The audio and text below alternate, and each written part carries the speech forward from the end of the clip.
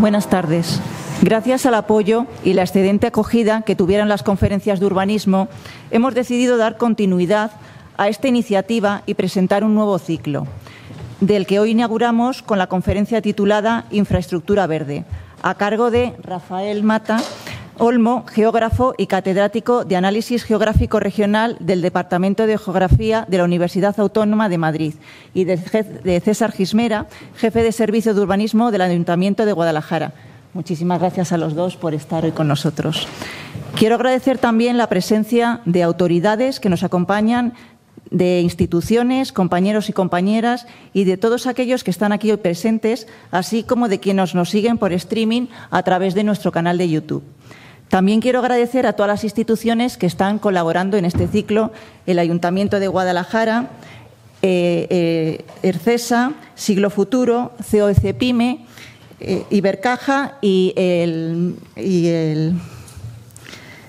Archivo Provincial de Urbanismo, perdón. También quiero dar un gran agradecimiento a Laura Domínguez, que está colaborando con nosotros en el desarrollo de todas las conferencias. Muchísimas gracias, Laura. El pasado 8 de noviembre celebramos el Día Mundial del Urbanismo, en el que, a través del manifiesto de la Agrupación de Arquitectos y Arquitectas Urbanistas de Castilla-La Mancha, reivindicamos el valor del urbanismo como disciplina clave para construir un territorio más equilibrado, sostenible y habitable. El urbanismo es mucho más que la organización física de una ciudad. Es la manera en que damos forma a la vida cotidiana de las personas.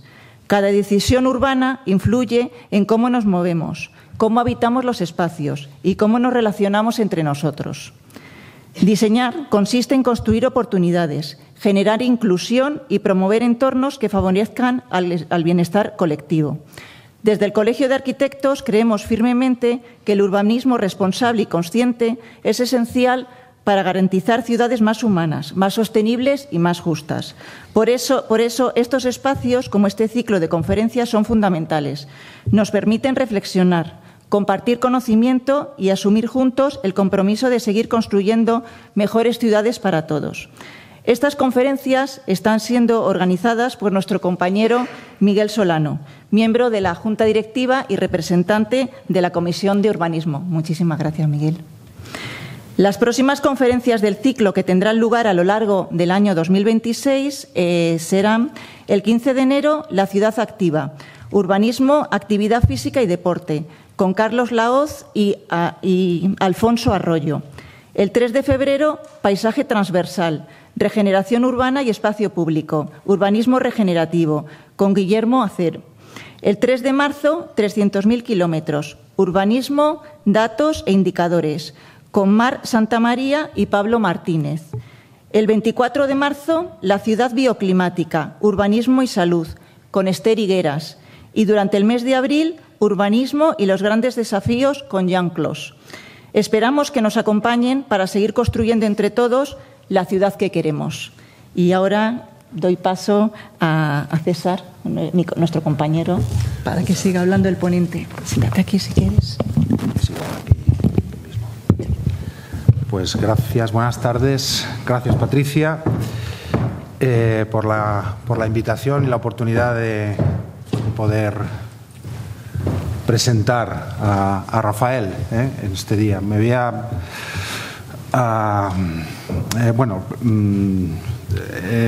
creo que lo primero es felicitarnos por la iniciativa que habéis tenido, por ese gran ciclo de conferencias que habéis preparado. Ya empezasteis el año pasado con algunas de gran interés, y las que habéis programado, pues, y que hoy inauguramos, iniciamos, pues son fantásticas y prometen ser muy interesantes, ¿no? Hoy hace aproximadamente 6 meses que estuvimos reunidos en esta misma sala, muchos de los que estamos hoy aquí, cuando asistiendo a otra conferencia, en esa ocasión impartida por José María Ezqueaga, y la impartía en ese momento en calidad de director técnico de los trabajos de modificación del Plan General de Guadalajara, que se iniciaban poco tiempo antes. Y con esa conferencia se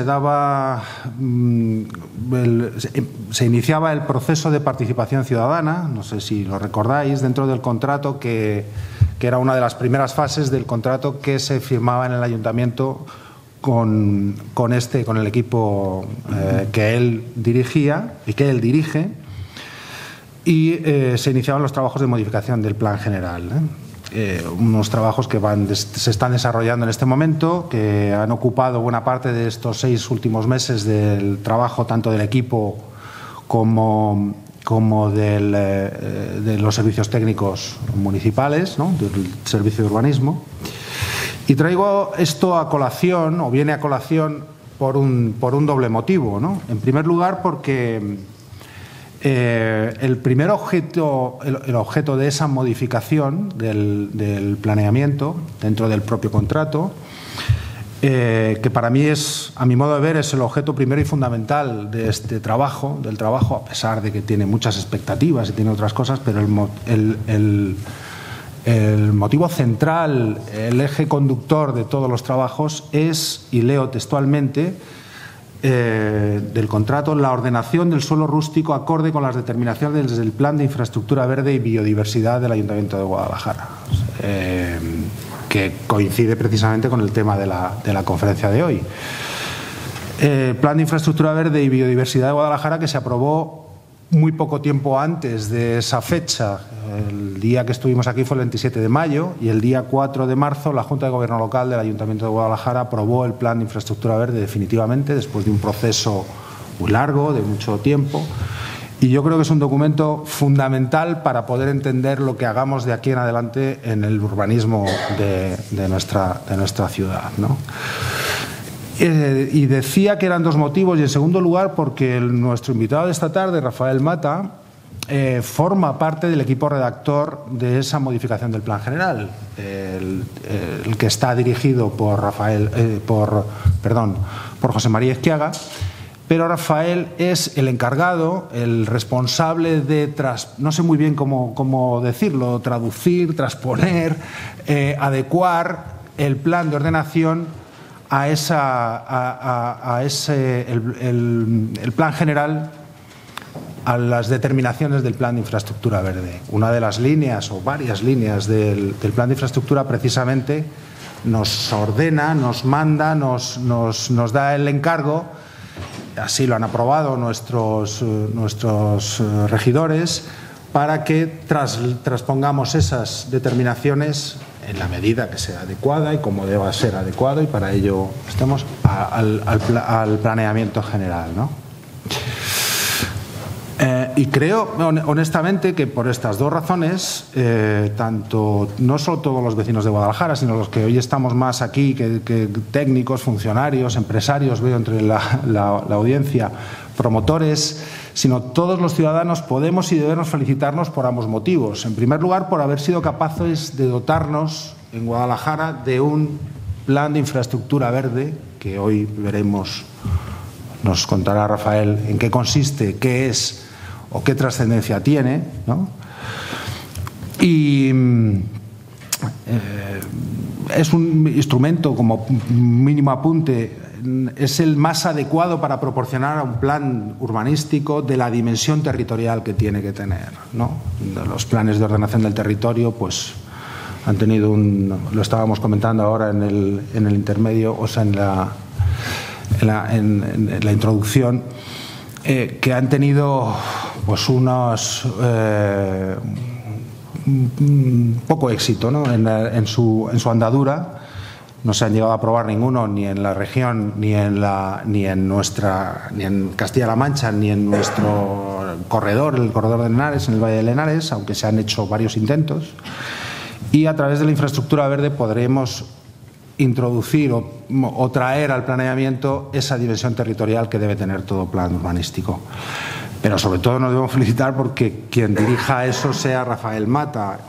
Yo tuve la suerte de ser alumno suyo en el año 2015-2016 en el curso superior de técnico urbanista de INAP. Entonces fue cuando le conocí y cuando yo y mis compañeros de máster pudimos entender un poco qué era eso de la relación entre el paisaje y la ordenación del territorio, un tema complejo pero muy, muy interesante y muy importante.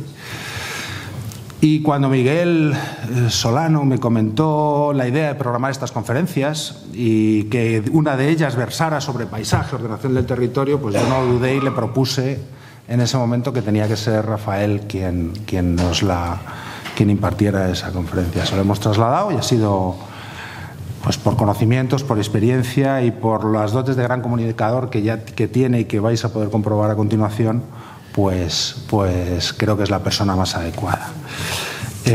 Bueno, su currículum es impresionante, ¿no? Ya ha apuntado Patricia antes, catedrático de análisis geográfico regional desde 1992 en la Universidad Autónoma de Madrid, actualmente es catedrático emérito, defensor, la que actuó ostentó entre otros cargos la de defensor de la comunidad universitaria, director del Departamento de Geografía, coordinador del máster en Planificación y Desarrollo Territorial y Sostenible. Ha impartido cursos de máster y doctorado en universidades de Argentina, Bolivia, Brasil, México, Francia, Túnez. Codirector y autor del Atlas de los Paisajes de España, del Ministerio de Medio Ambiente.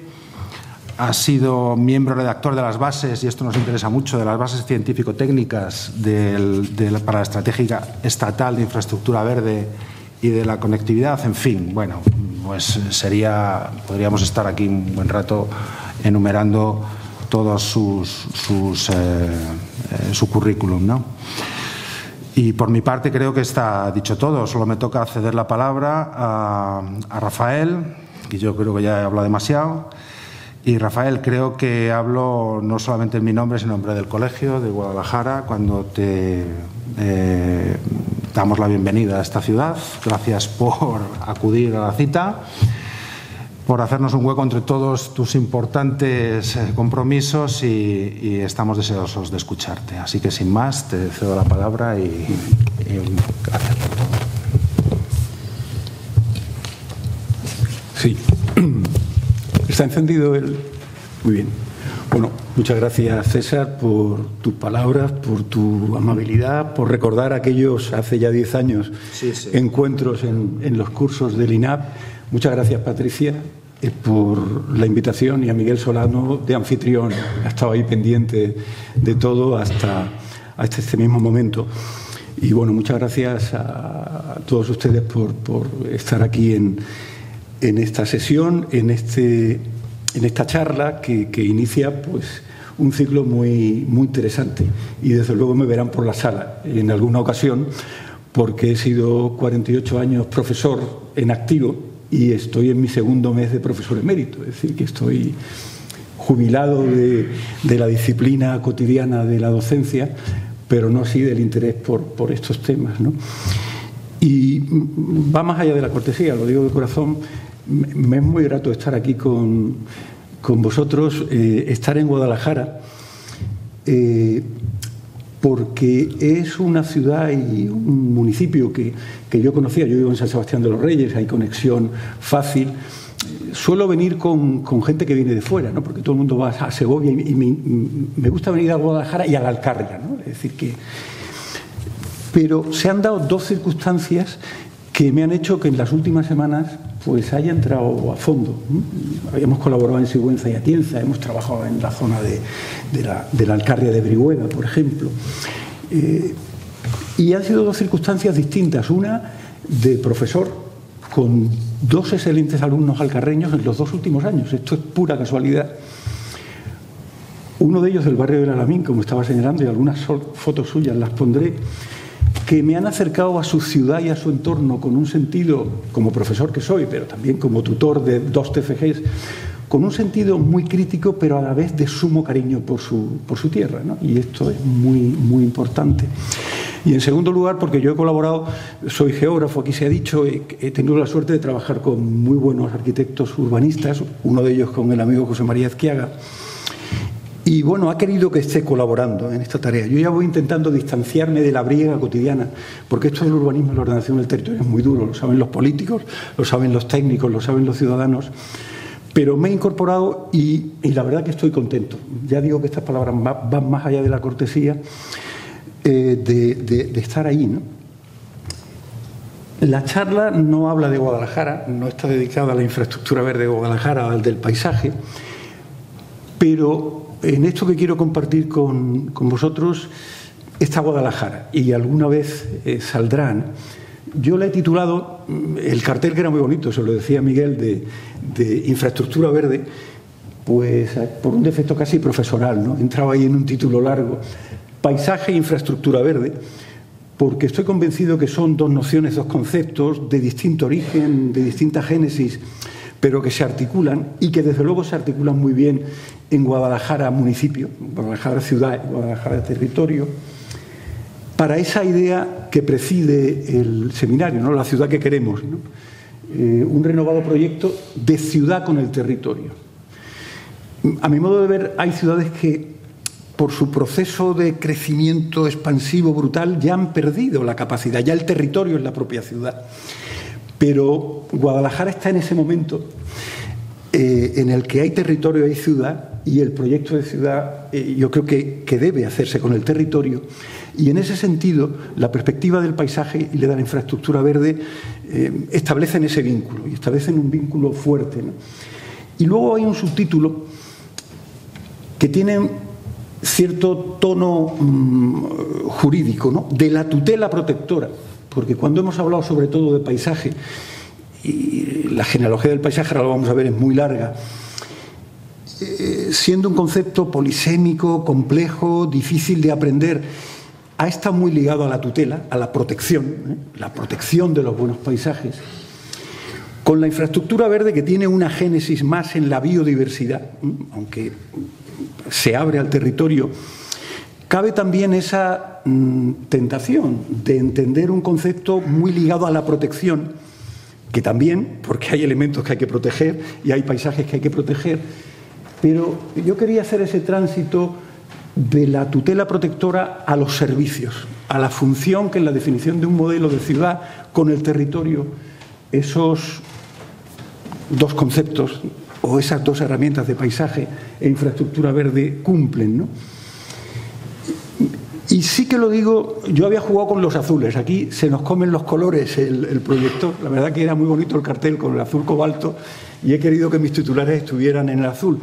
También porque estamos en una ciudad que es alcarreña, que es ocre, que no es verde, pero en la que el agua tiene un papel fundamental, ¿no? El agua de los barrancos, el agua de Henares, el agua de las fuentes. Y he empezado con esa preciosa imagen, puesto que además el Archivo Histórico Provincial creo que es uno de los patrocinadores de este ciclo, ¿no?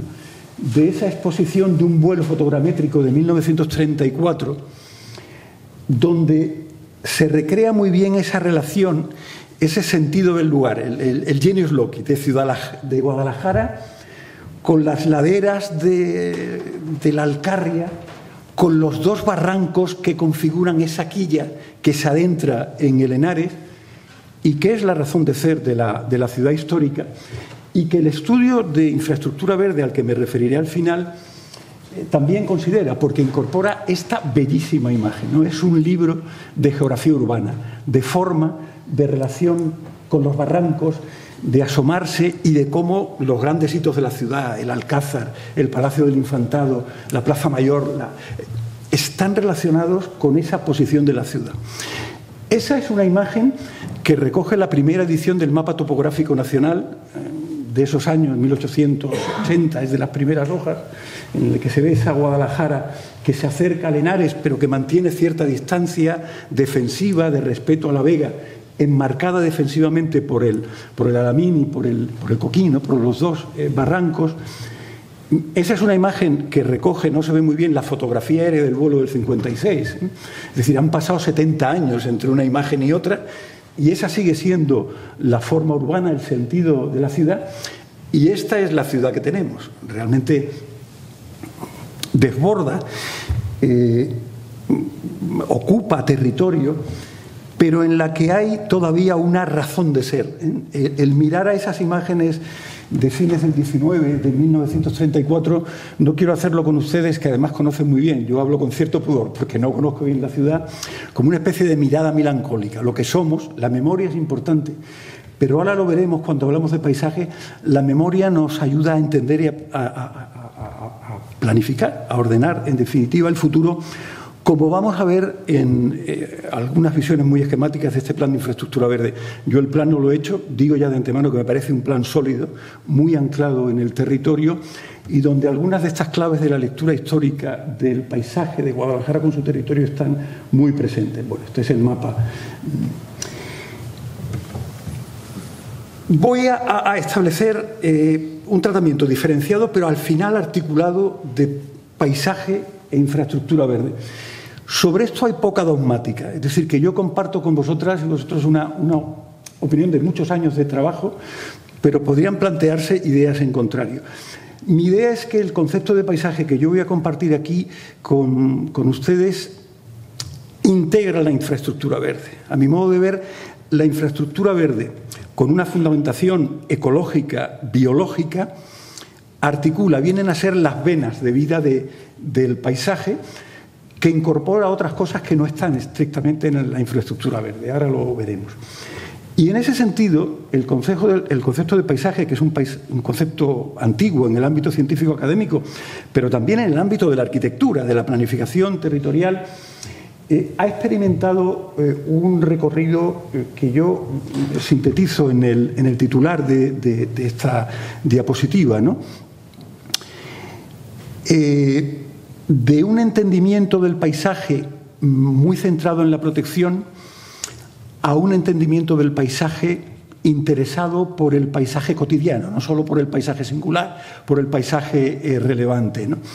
Digo ahí el paisaje como cualidad integradora del territorio, ahora lo veremos, del carácter de cada lugar, si queréis de la identidad. Aunque la palabra identidad es muy compleja desde el punto de vista filosófico, pero sí de la idiosincrasia, de la singularidad, del carácter, como ahora veremos. Estos son, sin duda, bellísimos paisajes de la naturaleza. En la montaña de Covadonga, los picos de Europa, el valle del río Ara, en Ordesa. ¿Por qué los traigo aquí a colación? Porque son las imágenes de los dos primeros parques nacionales, paisajes naturales protegidos. En este momento se asocia el concepto de paisaje a la naturaleza prístina. Y he incluido también una imagen que es mía, son imágenes del Atlas de los Paisajes de España, de uno de los primeros conjuntos históricos que se declara, que se asocia también a la idea de paisaje pintoresco. No dudo que estos son paisajes, no dudo que son paisajes de altísimo valor, no dudo que sean paisajes que requieren protección, como la tienen desde mucho tiempo atrás, pero mirad, esto, que son imágenes de proximidad del contacto de la ciudad y la huerta de Valencia, son también paisajes. En este punto estamos, de la protección de la naturaleza prístina expresada en esos paisajes, a la gestión, a la recualificación, a la activación de lo que se han dado a llamar paisajes cotidianos. Los franceses lo llaman paysage ordinaire, que traducido al francés son los paisajes cotidianos. Yo he traído aquí una viñeta para entender el renovado sentido de paisaje, en el que enlazo un texto de Víctor Hugo, que la verdad que yo no lo leí en original, lo cita François Choët en su alegoría del patrimonio. Víctor Hugo estaba muy impresionado por la pérdida de patrimonio histórico en el proceso de transformación del París de su tiempo, que algunas de esas transformaciones ya la hemos convertido en patrimonio, pero en ese momento a él le chocaba la pérdida de edificios, de calle, de trazado. Y tiene una frase bellísima y muy profunda, ¿no? El uso pertenece al propietario, obviamente, son los que crean, son los que hacen, son los que trabajan, son los que generan ciudad, pero él dice, pero la belleza a todo el mundo. Estaba viendo que más allá de cómo usamos, de cómo poseemos, de cómo ocupamos, hay aspectos, él los veía como belleza estética, que son patrimonio colectivo, ¿no? Y eso es lo que la viñeta de Máximo Yo soy malagueño y vivíamos episodios pues, de operaciones tal, operaciones cual, de enjuiciamiento, de procesos de incumplimiento del urbanismo. Y la verdad que cuando, dedicándonos a estas cosas, leímos esa viñeta, es de una profundidad. Lo de menos es que nos roben el dinero, lo demás es que nos roban el paisaje. Entender que yo no estoy criticando ese edificio, esa grúa, lo que estoy es pensando cómo coordinar la belleza como un bien común colectivo, el interés, con un proceso de creación de ciudad, ¿no? Y en definitiva ese es el reto que tiene el planeamiento urbanístico, que tiene Guadalajara en este momento, y la infraestructura verde, que va mucho, como veremos al final, por lo ecológico, por lo biológico, tiene una llamada a la belleza, en ese sentido noble, ¿no? de la forma urbana, ¿no? Mirad, en ese renovado sentido del paisaje, de lo prístino a lo cotidiano, emerge un tratado internacional que quizás quienes estáis más familiarizados con estas cuestiones pues conocéis, porque no es una directiva comunitaria, ¿no? Que son de obligado cumplimiento, es el Convenio Europeo del Paisaje del Consejo de Europa, que además luego se ha trasladado en América Latina, está teniendo bastante predicamento, y estamos trabajando con UNESCO para que UNESCO incorpore esta idea de paisaje más abierta, no solo los grandes paisajes. Tenéis en Guadalajara, provincia, ahora una candidatura a Patrimonio Mundial, el paisaje dulce y salado. Pero bueno, también nos interesan los paisajes de Guadalajara. Yo he puesto aquí estas 3 imágenes, estoy disfrutando mucho en estos días, recorriendo el municipio de Guadalajara. La primera es una imagen panorámica y lo que quiero recoger abajo, no se ve muy bien porque se opacan un poco los colores, son los elementos con los que se construye esa imagen panorámica. Porque pongo en medio el Alamín, con esa operación tan interesante de parque lineal urbano en torno al agua, el agua tan importante en esta ciudad, tan importante, una puesta cerca de Iriepal, ¿no? El barranco de las Higueras, que se asoma a la campiña, y luego estos paisajes conmovedores, ¿no? De trabajo, de sudor, de lágrimas, con ese suelo pedregoso en la Alcarria y un majano ya en el contacto con Aldea Nueva, ¿no? Bueno, eso es Guadalajara municipio, ¿no? Yo lo quiero ver con cariño. Otro día podemos poner desmanes como los tenemos en todas nuestras ciudades, pero utilizo estas imágenes y esto es el paisaje de Guadalajara. Terminamos el jueves pasado de un recorrido muy interesante y terminamos comiendo en el Mesón Alcarreño, un cocido excelente, comida de la tierra, y ¡pumba! Nos encontramos con ese mural, que claro, luego siguiendo Burgos Fraile, la Alcarria.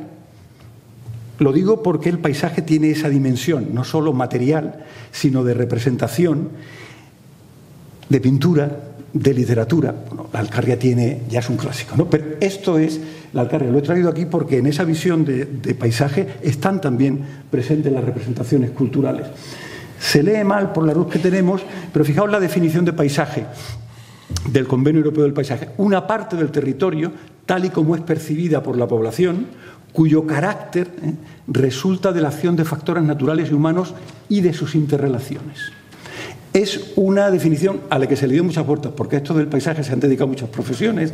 Yo tuve la oportunidad de participar de joven en todos los debates que llevaron 10 años.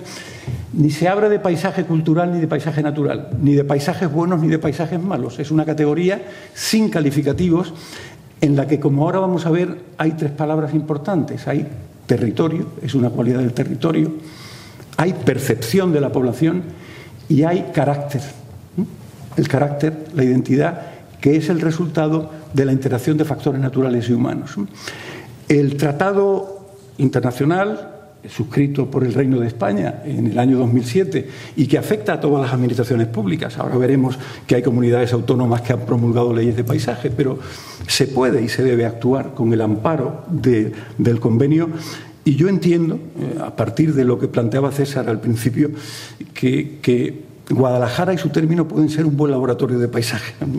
Terminaré con hechos más objetivos al final, enlazando con el convenio, ¿no?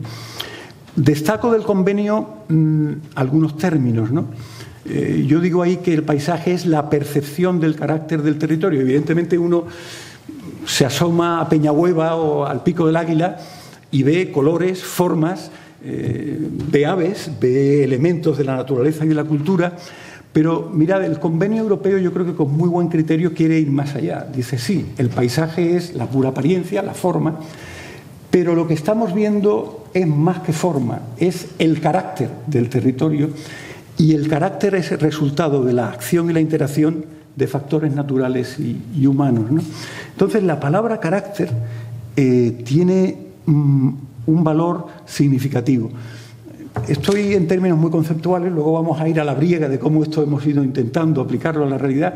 Carácter tiene en español y en las lenguas romances dos significados muy significativos. El primero es mi carácter con el de Patricia o el carácter de Guadalajara, que se parece al de Brihuega, pero no lo es, y desde luego no tiene que ver nada con el de Málaga, es lo que nos diferencia, ¿no? Como personas o como cosas. Pero el carácter tiene una acepción en todas las lenguas romances. En inglés, en alemán, la cosa nos lleva, pero vamos a quedarnos con lo que somos latinos, ¿no? Carácter es señal o marca que se imprime, pinta o esculpe en algo. Es la idea de carácter tipográfico, ¿no? Y esa idea de carácter remite mucho a la idea de huella, es lo que queda impreso. Es decir, carácter es lo que nos diferencia, lo que diferencia a Brihuega de Guadalajara, y estamos muy cerca, y estamos en el mundo alcarreño, pero carácter es también lo que llevamos impreso en el territorio, en nuestra historia sobre la naturaleza, y por tanto ese es un elemento que consideramos cuando hablamos de paisaje. Y ahí hay dos citas de un filósofo hermeneuta, de Emilio Lledó, y de un arquitecto paisajista, que las he traído aquí a colación porque leyendo estas cosas ya tantos años, mirad lo que dice Emilio Lledó en una obra que, pensando en la tierra de Guadalajara, se llama Surcos, ¿no? Surcos. La posibilidad de ese recuerdo del pasado armoniza la existencia humana y permite el deseo y la esperanza. Él mira al pasado, mira la historia que está grabada en nuestros paisajes, pero no lo hace como un ejercicio de pura melancolía, sino que, pensando y conociendo el pasado, ¿no? Esos barrancos, esa razón de ser de la ciudad, podemos pensar en nuestro futuro con calidad. Eso no lo está diciendo Emilio Lledó, porque él se mantiene en el razonamiento hermenéutico filosófico. Pero fijaos lo que nos dice un colega nuestro, un colega vuestro, ¿no? Que es arquitecto, Daniel Marcucci. La historia se convierte así en una vía fundamental de indagación paisajística y en componente metodológico de la planificación. En la identidad paisajística del territorio debieran enraizarse los proyectos territoriales y arquitectónicos.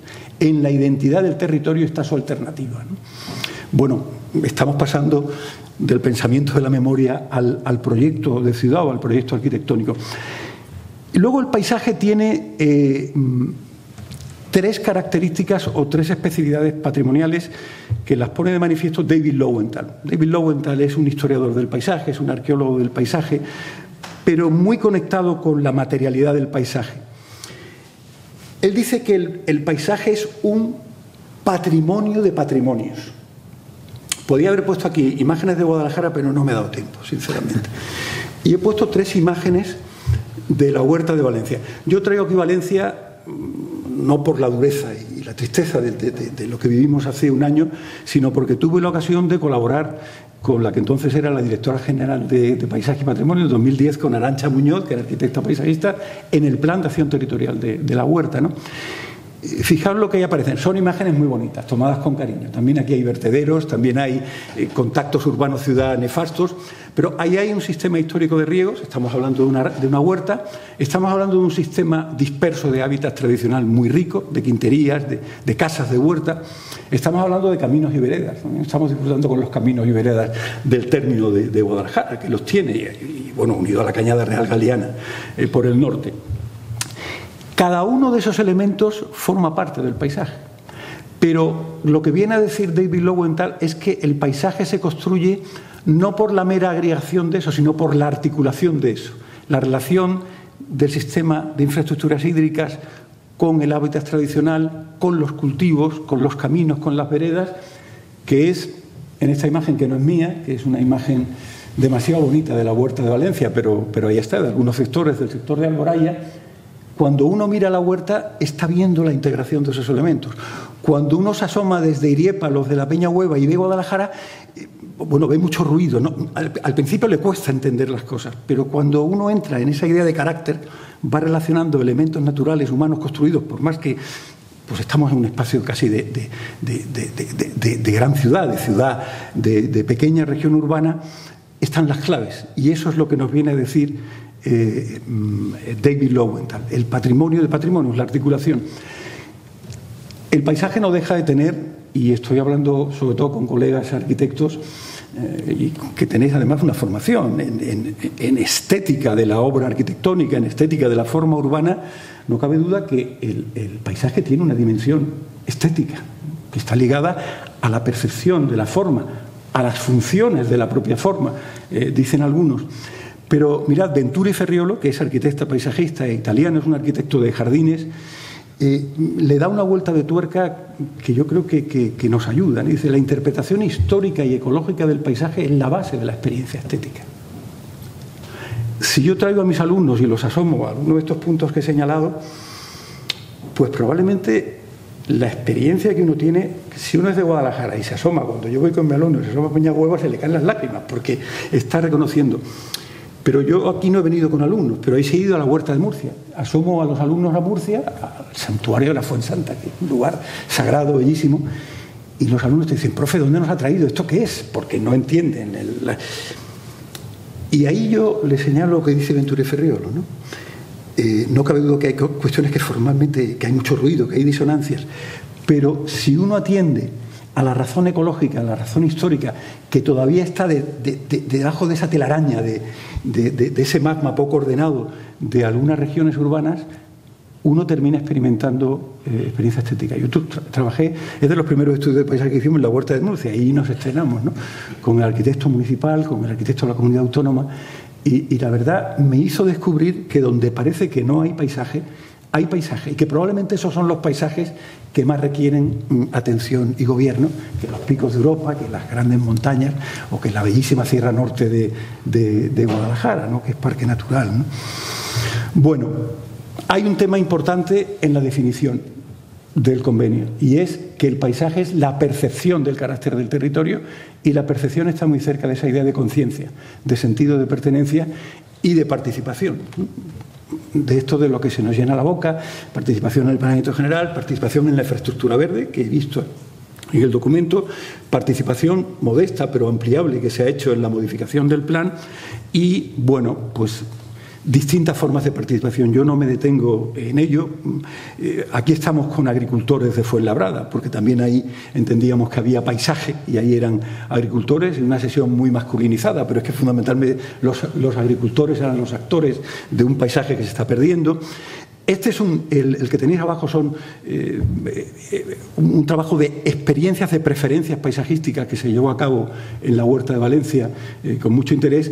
Y luego, yo creo que cuando nos vimos hace años, César, estábamos trabajando en el plan de paisaje para el entorno de la ciudad de Trujillo, ¿no? Sí. Y la verdad que ahí se hizo un trabajo muy interesante de participación. Lo digo porque hablar de paisaje sin la gente es como hablar de otra cosa, porque es la percepción del convenio, ¿no? De ahí concluyo dos cuestiones que nos van a llevar a cuestiones más prácticas. Primero, que todo territorio se expresa, se vive y se percibe en un paisaje, y que por tanto todo territorio merece y requiere atención y gobierno, no solo los grandes paisajes, y que, claro, actuar un territorio diverso. Yo he puesto esas imágenes de Guadalajara. Si nos atuviéramos a una idea de paisaje de tutela protectora, pues tendríamos que expurgar, decir que sitios, que los hay, que merecen protección. Pero lo que nos dice el convenio es que hay que graduar las intervenciones en el paisaje, que unas áreas requieren protección, que otras requieren gestión en el sentido profundo. Yo sé que está el gran debate de cómo construimos nueva ciudad, de cómo implantamos energías alternativas. Si estamos ante una visión del paisaje meramente tutelar y de protección, probablemente vamos a encontrar poco encaje, o vamos a decir, no, los paisajes que protegemos son Matahermosa, la Peñahueva, la Vega de Henares. No, el convenio dice, hay paisajes que requieren gestión, es lo que tenía aquí, y hay paisajes que requieren ordenación. Eso se tradujo del inglés management, aménagement. Realmente también es creación, cualificación, generación de paisajes nuevos, de landscaping, de arquitectura del paisaje, pues a veces en zonas degradadas o a veces en zonas de nuevas intervenciones con criterios integrados. Daniel Marcucci, al que citaba antes, es un arquitecto paisajista, y recordar lo que nos decía, ¿no? Esta asunción del Convenio Europeo del Paisaje, ya digo que fue ratificado por España en 2007 y por tanto nos obliga. A veces parece que los tratados internacionales quedan ahí, pero tienen rango de ley. En algún conflicto que hemos tenido, los juristas, los buenos administrativistas acuden al Convenio Europeo del Paisaje y desde luego es un convenio que afecta a Guadalajara municipio. No le digo que lo afecta como una losa que le cae, lo veo más bien como una oportunidad, ¿no?, de trabajar con esa idea de paisaje. Entonces, los desafíos es conocer, reconocer jurídicamente que algunas comunidades autónomas han avanzado. Castilla-La Mancha ha estado en 2 intentos, pero que yo sepa no se ha vuelto, bueno, que no sé, porque a lo mejor hay personas más próximas a la realidad regional y lo conocen, pero no, hay comunidades autónomas ahora que sí, que hay que actuar sobre todo el territorio, que el convenio le hace particularmente un guiño y pide la complicidad de la ordenación territorial y urbanística, no solo, habla también de la planificación cultural, de la ambiental, de la turística y de la agraria. Y yo quiero terminar, y voy a terminar mi intervención con una imagen del tractor de Iriepal. ¿Por qué? Porque quiero decir que estamos en una ciudad, en un proceso, pero es una ciudad que todavía dialoga con un campo. A lo mejor es un diálogo, diría yo, muy imaginario, pero yo creo que no, que aquí todavía hay esa relación campo-ciudad y hay un guiño en el convenio a la política agraria, particularmente en los entornos periurbanos, ¿no? Y bueno, esa idea de la participación ligada al paisaje. Conocer, pues tenemos bastante conocido. Este es el Atlas de los Paisajes de España, ¿no?, que hicimos hace 20 años, 5 años recorriendo, donde yo tomé, claro, es un atlas fijado para toda España, pero Guadalajara ahí. Pero ya anduvimos por estas tierras, ya tenemos algunas fotos del momento. Es verdad que nos atrajo más la Alcarria que la ciudad, pero ahí estuvimos, ¿no? Pues son 1.200 y pico paisajes, una caracterización. Yo traigo aquí uno que es mi paisaje. Yo soy andaluz, hice mi tesis doctoral en Córdoba, que también es una ciudad de mayor tamaño, una ciudad patrimonial, con una relación muy estrecha con su campiña.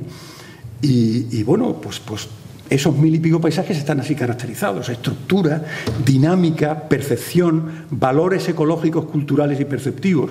Lo digo porque la infraestructura verde, como luego vamos a ver al final de mi intervención, incide mucho en los valores ecológicos, pero hay otros valores de tipo cultural y perceptivos que el paisaje incorpora. Vosotros sois arquitectos y dibujáis muy bien. Yo no tengo ese don. Nos movemos con herramientas, con la fotografía, pero he intentado aquí poner 3 imágenes que guardan relación con las que ponía al principio de Guadalajara, ¿no? Esta es la percepción de la campiña de Córdoba. La ciudad está al fondo, Sierra Morena. Lo que hay en primer término es un cortijo, ¿no? Aquí se van con mis alumnos, y los alumnos, si vamos en el mes de primavera, porque ahí están los girasoles y los trigales, esto es una imagen de primavera. Pero si aquí vais en agosto, lo que queréis es pasar de largo, porque hay 42 grados. Bueno, aquí está el carácter del territorio, ¿no? Es un paisaje corriente, banal, pero ahí hay unas construcciones que están ahí desde el siglo XIII, con cambios arquitectónicos, con cambios morfológicos. Hay una panorámica, hay un cortijo y hay esa relación tan característica del paisaje de la campiña andaluza, de los núcleos enriscados con los castillos y su entorno, ¿no?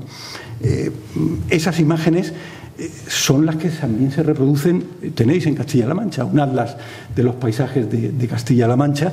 Nos vamos aproximando en escala, y a esta escala ya se pone de manifiesto, y no voy a descubriros nada que no sepáis, porque sigue siendo una escala grande. Castilla-La Mancha es un territorio regional grande, que ya hay en Guadalajara municipio 3 de los principales tipos de paisaje de la región, que están Las Vegas, la de Lenares, que están las campiñas hacia Usanos, y que están los páramos y cuestas de la Alcarria, ¿no?, que son como el armazón sobre el que se construye el municipio y sobre el que se implanta y dialoga. Claro, este ya es un corte, esta es una deformación geográfica, porque aquí lo que estoy poniendo es el mapa geológico del entorno de Guadalajara a unos 50.000 y el corte geológico. El corte está muy exagerado, pero yo lo he señalado ahí. Es que hay un basamento geológico, geomorfológico, hídrico, porque a veces lo ocre no deja ver lo azul, que es tan importante en la ciudad. de la diversidad de un paisaje que es cultural. Yo soy poco amigo de hablar de los paisajes naturales. Los paisajes no requieren calificativo porque integran naturaleza y cultura, pero lo que aquí tenemos es un paisaje cultural de Guadalajara construido sobre esa realidad a la que le he incorporado esta foto de hace unos días, ¿no? De Iriepa, porque están casi todos los elementos, ¿no? La cuesta, el barranco y el páramo arriba, ¿no? Un brevísimo estado de la cuestión en España en cuanto a la incorporación del paisaje a la ordenación del territorio y el urbanismo, concretamente para terminar con una experiencia en la que hemos aprendido mucho. Es un referente asumido por todas las comunidades autónomas, tengan o no tengan ley de paisaje. Algunas tienen ley de paisaje y eso implica unas obligaciones. Bueno, bien sabemos que el tener ley no implica siempre su estricto cumplimiento, pero es un marco de referencia importante. Pero hay también muchas iniciativas de paisaje sin ley de paisaje. Si esta modificación, como yo espero, ¿no?, por bien de la ciudad va adelante, pues yo creo que va a incorporar. Y Castilla-La Mancha no tiene ley de paisaje, pero hay una ley de urbanismo de aquí que ya habla de paisaje, y hay un convenio europeo del paisaje, y hay todo un aprendizaje compartido, y sobre todo yo creo que este municipio tiene un potencial paisajístico importante, ¿no? Bueno, estos son tomados casi de mis clases, pero sí lo traía aquí, que se sepa que aquellas comunidades que tienen, y fijaos que son comunidades muy variadas, ¿no?, en localización, en gestión, en tipo de gobierno. La Comunidad Valenciana fue la primera, Cataluña, Galicia, La Rioja ha aprobado recientemente una ley de paisaje muy interesante en 2025, y el País Vasco tiene un decreto de paisaje. Ahí lo que tenéis, y no os canso con ello, es una estructura administrativa, ¿no?, de quienes tienen ley. Hay unos catálogos, hay una integración, instrumentos de integración paisajística, hay estrategias de concertación, hay fondos de financiación muy pobres realmente. En definitiva, una estructura político-administrativa. Traigo aquí, porque fue de las pioneras y pioneras, la contribución de Cataluña, por el hecho de que, tú decías, César, es verdad que aquí y en otras comunidades autónomas por la ordenación del territorio se ha desarrollado poco. Es verdad que aquí, en el País Vasco, en Galicia, que está avanzando muy claramente, los atlas comarcales de paisaje son unos instrumentos para conocer, pero que ya están orientados a la intervención territorial. Lo que en Cataluña se llaman catálogos, lo que podríamos llamar aquí un inventario del paisaje del término de Guadalajara, son instrumentos que ya reconoce la ley, pero habiendo paisajes, habiendo voluntad política, normas, instrumentos de ordenación del territorio, el paisaje puede y debe incorporarse. Yo tuve la ocasión, y la verdad que fue un aprendizaje pues esta es una escala local, es una isla, son varios municipios, pero como sabéis, las Baleares tienen sus consells insulares, que son administraciones pues equivalentes a una diputación, salvando las distancias, y elaboramos y se aprobaron, y además se aprobaron por unanimidad del Consell, una estrategia de paisaje de la isla de Mallorca. Y este ejemplo, con el que quiero ejemplificar de manera concreta la traslación de objetivos y de metodología de paisaje a la planificación territorial y urbanística, pues es una experiencia que compartimos con José María Escriaga, con un grupo de investigación de la academia, pero también de la consultoría urbanística, el Plan Territorial Insular de Menorca, ¿no?, con enfoque y objetivos paisajísticos. Lo voy a pasar rápido porque diréis, bueno, Menorca está muy lejos, ¿qué tiene que ver Menorca con Guadalajara? Pero en definitiva vamos haciendo camino y bueno, en esa parte de mi intervención era compartir una experiencia. Una experiencia que tiene además, yo creo que el interés añadido de un plan que se aprobó en 2003, de hecho recibió entonces el Plan Nacional de Urbanismo, en parte por el anclaje paisajístico que tenía. Todavía no estaba la estrategia nacional de infraestructura verde, no se hablaba de infraestructura verde, ¿no? Hablábamos de sistemas de espacios abiertos, ¿no? Lo hablaba con algún colega que estaba por aquí, ya nos adelantábamos, ahora lo veremos, a la infraestructura verde, pero se aprobó en el año 2003 y está siendo objeto de revisión. Y en la revisión de 2003 hemos intentado dar una vuelta de tuerca y fortalecer la dimensión paisajística justamente para responder a algunos problemas y debates de cambio de modelo energético, de transición energética, de transición ecológica, de anclaje del patrimonio cultural en el paisaje, por ejemplo, o del papel que la agricultura y la alimentación juega o debe jugar en territorios que tienen, como tiene todavía Menorca, pese a su perfil turístico, una actividad agrosilvopastoril importante, ¿no? Entonces, ese plan territorial entendió el paisaje como un método de trabajo, pero también como un objetivo, las dos cosas a la vez. Partíamos de unas circunstancias que yo creo que son importantes. Es verdad que es un territorio con una población que tiene un gran aprecio por su paisaje. En el proceso de participación pública que se hizo entonces y que hemos vuelto a repetir en 2019, por encima de la naturaleza, de la biodiversidad, de la cultura talayótica de Menorca, aparecía el paisaje como esa integración de naturaleza y cultura, como un elemento muy, muy apreciado. Hubo un convencimiento social, político y técnico, la parte técnica del plan, de poder empezar a aplicar ahí el Convenio Europeo del Paisaje, que es un convenio del 2000. Por tanto, fuimos un poquito pioneros y, en la medida en que también soy académico, ese incorporar el paisaje implicó también una convergencia de miradas, ¿no? La mirada del geógrafo. Yo soy geógrafo y orgulloso soy, a eso me he dedicado muchos años.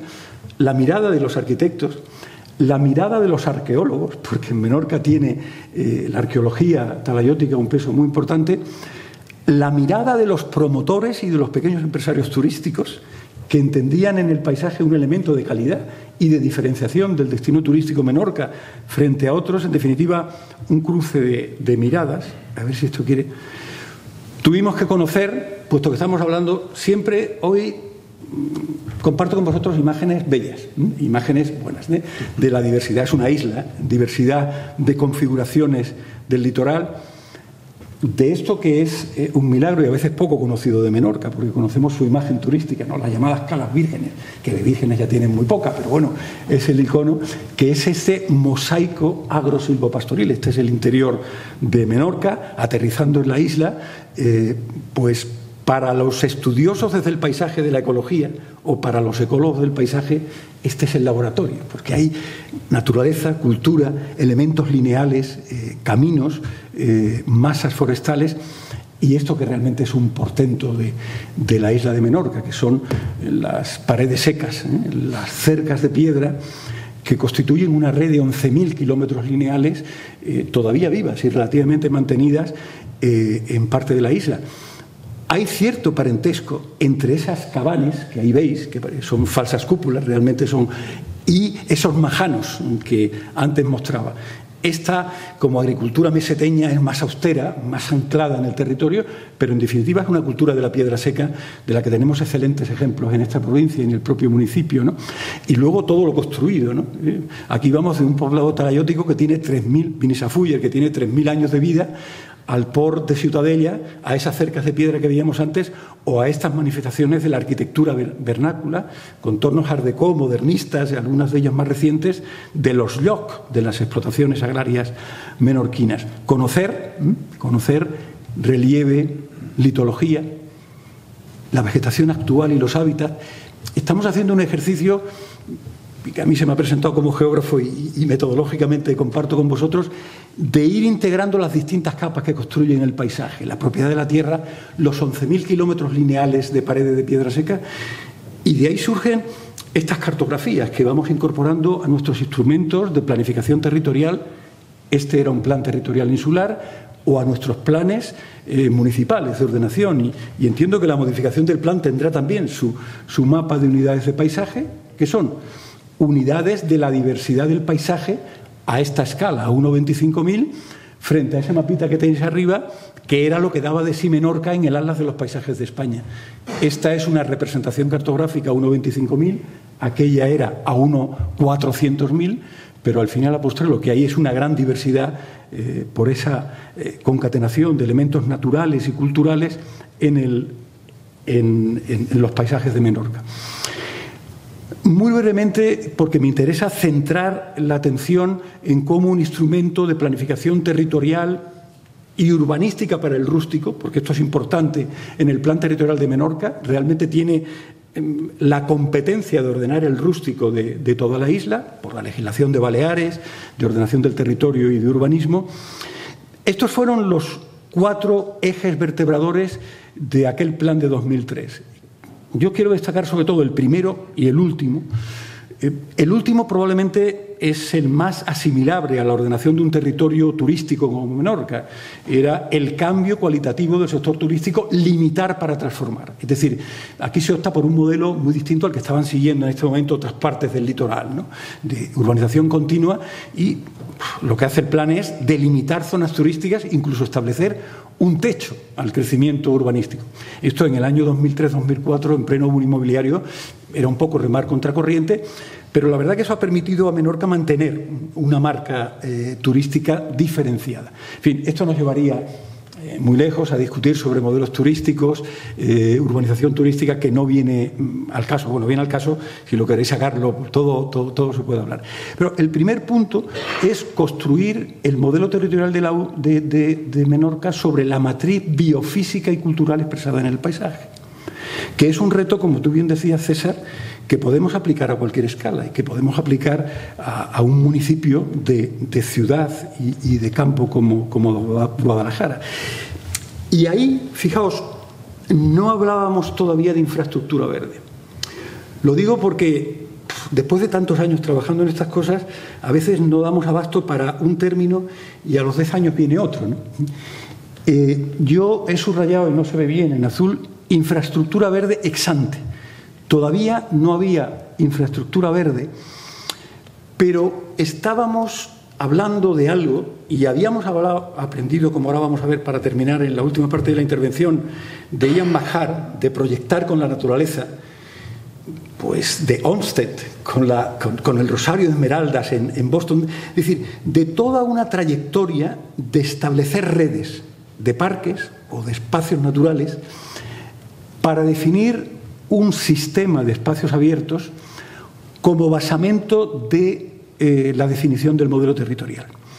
Mirad, en el caso de Menorca, que desde 1993 es reserva de biosfera, y eso ya implica méritos y compromisos, nosotros partíamos, como podríamos partir ahora, de Guadalajara.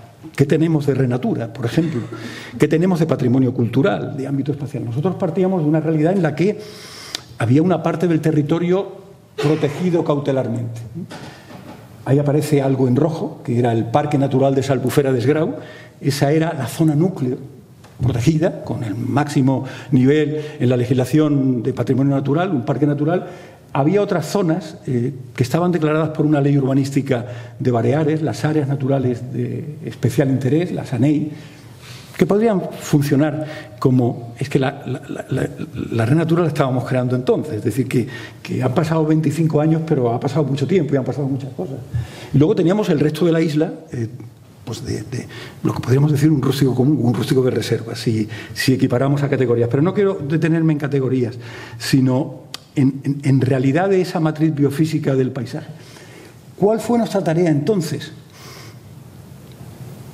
Conectar, generar un sistema de espacios libres o de espacios abiertos, hoy diríamos una infraestructura verde, vinculando, esto lo he preparado para un seminario de clases prácticas en el máster, vinculando con azul, que se ven muy mal, los pequeños cursos de agua.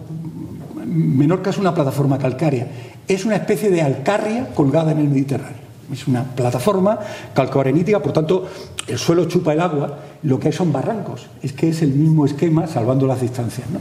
Es verdad que a Guadalajara lo rodeaba también un mar en el terciario, un gran lago, ¿no? Es decir, en la paleogeografía de... Pero no, allí está. Entonces, nosotros intentamos buscar vínculos para unir y crear, ¿a través de qué? De un instrumento de planificación territorial. Todo no puede ser parque natural, todo no puede ser reserva natural, lo veo así, ¿no? Pero el urbanismo, la ordenación del territorio tienen la potencialidad, la capacidad y yo diría que el compromiso de crear esas mallas, esas redes. Y eso es lo que hicimos en el año 2002. Yo ya quisiera tener la información de datos estadísticos que tenemos ahora. Bueno, entras en la de Castilla-La Mancha, ahora veremos cómo se ha planteado la infraestructura verde de Castilla-La Mancha, porque ha estado en exposición pública hasta anteayer y ya hay una estrategia de toda la región, mientras que nuestro municipio ha estado trabajando, ¿no? Ese será un reto también de coordinar, pero vamos, se puede hacer sin ningún problema. Ahí, ¿qué es lo que teníamos? El mapa de hábitat. Y ahí estamos todavía con la tableta gráfica, construyendo, enlazando, ¿para qué? Pues para llegar a este mapa que tiene bastante más verdes y amarillos que el anterior. En definitiva, lo que construimos fue una red, una infraestructura verde, pero con una proyección territorial y urbanística importante. Y es que esas distintas gamas de verdes y naranjas pues son categorías del suelo rústico que, ya digo, pese a ser un plan territorial y no un plan urbanístico, por la legislación balear, el Plan de Ordenación del Territorio, el PTI de Menorca, tuvo la ocasión de incluir, ¿no? Y este es un mapa de categorías urbanísticas. Este es un mapa de suelo rústico donde aparecen también las zonas urbanas y las zonas turísticas, que sería la otra pata. Podemos tener una estructura bastante ambiciosa de sistema de espacios abiertos, pero si no está acotado, dimensionado, bien diseñado el espacio urbano, el espacio turístico, no se entendería el conjunto del modelo. Han pasado 20 años, se ha revisado el plan territorial insular. Lo ha vuelto a hacer el equipo de José María. Yo ahí me he mantenido un poquito más en la distancia, pero algo me he implicado en el trabajo. Y mirad, lo traigo aquí a colación porque ¿qué se ha hecho con la revisión de 2023? Lo traigo, si acaso, como fuente de inspiración, ¿no? En primer lugar, el plan ha asumido explícitamente el Convenio Europeo del Paisaje. Yo, sinceramente, creo que esto ayuda, porque pone a los territorios en la línea avanzada, ¿no? de esa idea renovada de paisaje, que es la del convenio, ¿no? No teníamos ley de paisaje, pero el instrumento de ordenación territorial de la isla pues lo hemos hecho en Trujillo. El plan asume el convenio, y lo asume no solo de boquilla, sino con lo que eso implica, ¿no? El convenio dice que los territorios que se embarcan, que cumplen, establecen unos objetivos de calidad paisajística. Es un término muy estratégico. No son las normas, sino que son unos objetivos, unas aspiraciones. ¿Qué queríamos que Menorca, a futuro, qué queremos que el municipio X, qué queremos que la comarca actual, cómo quiere que sus paisajes sean a futuro? En definitiva, estamos planificando y ordenando, pensando en el futuro y revisando cada cierto tiempo, ¿no? Entonces, por ese motivo, el Plan Territorial Insular de Menorca incluyó unas directrices de paisaje de la isla de Menorca. Esas directrices de paisaje, doy el salto de lo puramente estratégico e enunciativo, pasaron a estar recogidas en la normativa del plan. Esas directrices se expresan en 12 objetivos de calidad paisajística. Hay mucha letra ahí, pero es que casi los he transcrito. Esto luego lo pasaré para tirarlo a la basura por si alguien quiere ver por dónde planteamos los objetivos. Fijaos que en esos objetivos estamos planteando aspiraciones que no afectan solo a la naturaleza o al patrimonio cultural o a los paisajes más sobresalientes, sino que estamos planteando objetivos que tienen que ver con los entornos, con las siluetas, con los accesos a las dos grandes cabeceras urbanas insulares, a Mahó y a Ciudadela, o a los núcleos tradicionales que articulan el territorio, o a las áreas industriales, logísticas y comerciales. Yo he visto con detenimiento la estrategia de infraestructura verde y hay algunos guiños a esos espacios, pero desde una perspectiva de cualificar el paisaje, esos polígonos industriales, esas ampliaciones de polígonos, porque es una isla relativamente equilibrada en su estructura económica, sobre todo turística, pero hay una industria de la piel y una industria del calzado y una industria de la bisutería muy importante, están en el territorio. Yo destacaba aquí estos dos objetivos, el 6 y el 7, con los que voy a terminar esta presentación de Menorca. Un sistema de patrimonio territorial histórico-cultural, en particular la cultura talayótica de Menorca, anclada en el paisaje. La realidad de Guadalajara la conozco menos bien, pero hay elementos ahora veremos en Menorca, con una implantación territorial muy notable, que no integramos, que no hacemos dialogar con el paisaje, y en el caso de Menorca, que consiguió la declaración como paisaje arqueológico Patrimonio Mundial, una tarea fue el enlace entre BIC, yacimiento arqueológico, documento de ordenación del territorio y definición de entornos paisajísticos generosos. El otro, que es un caballo de batalla, unos paisajes de denominante natural y rural integrados en una infraestructura verde. Aquí incorporamos ya la noción de infraestructura verde, aunque habíamos venido trabajando en esa definición de sistema de espacios abiertos pues casi 20 años atrás. Y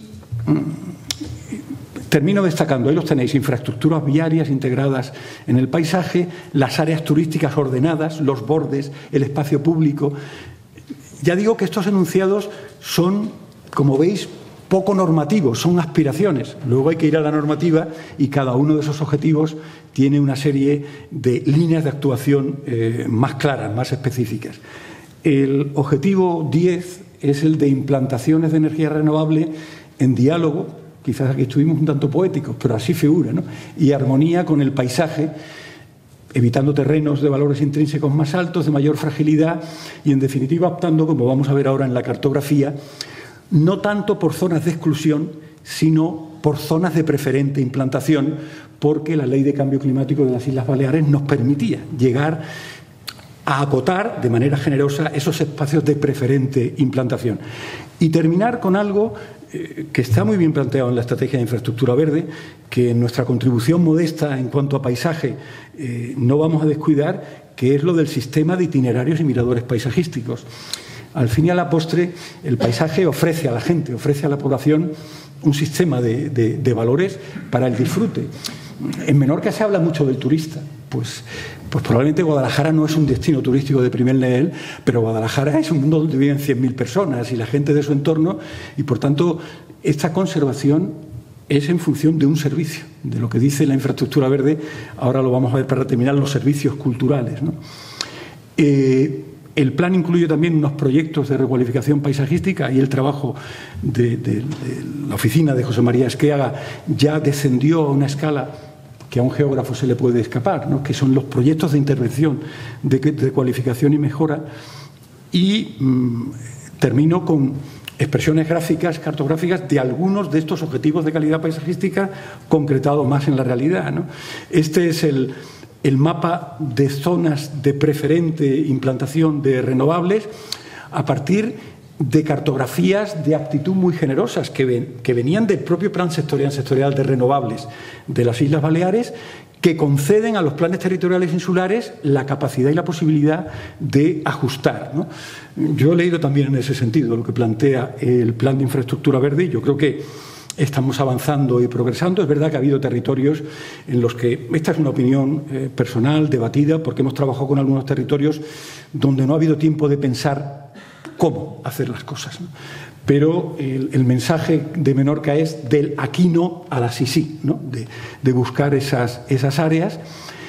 El tema de agricultura de calidad y proximidad, este es uno de los objetivos, el objetivo de calidad paisajístico 4, dando el paso, y sé que estoy hablando sobre todo con urbanistas, con ordenadores del territorio, que tienen o que tenemos una capacidad limitada, que es el de la asignación de un uso a un territorio, pero cuando hablamos de suelos rústicos, de suelos agrarios, hay que esforzarse, hay que imaginar instrumentos de gestión y de apoyo a la actividad agrícola.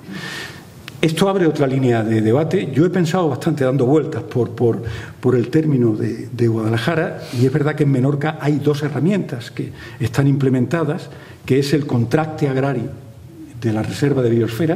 En definitiva, no son subvenciones por no producir, sino son pagos por determinados servicios ambientales que determinado tipo de actividad aporta a la sociedad, y los temas de custodia del territorio. recorriendo el municipio de Guadalajara, estoy en términos muy positivos y muy comprometidos, creo que hay herramientas, están los parques agrarios, que no son instrumentos de protección, de conservación. Lo que estamos intentando trabajar en Guadalajara, en Fuenlabrada, algunos municipios de la periferia de Madrid, es decir, son instrumentos de activación, no solo de protección cautelar o de decir, sí, estos suelos tienen esa función productiva, pero hay que animar, hay que activar, ¿no?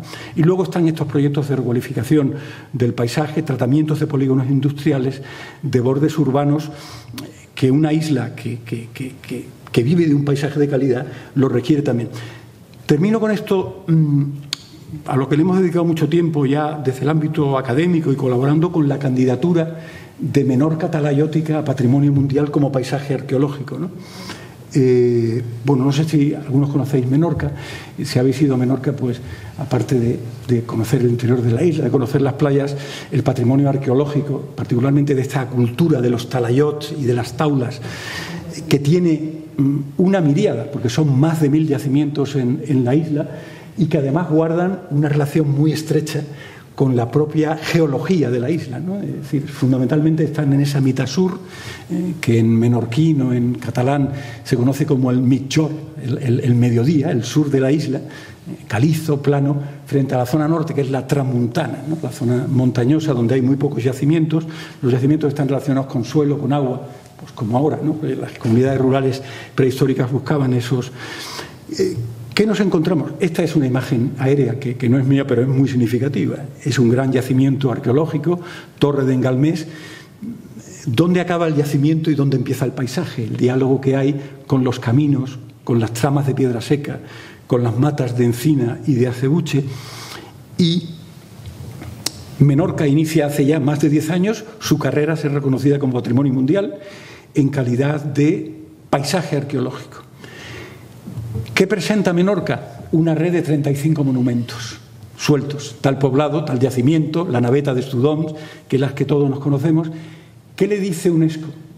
Los monumentos están muy bien, pero esos monumentos están desde época prehistórica con el paisaje.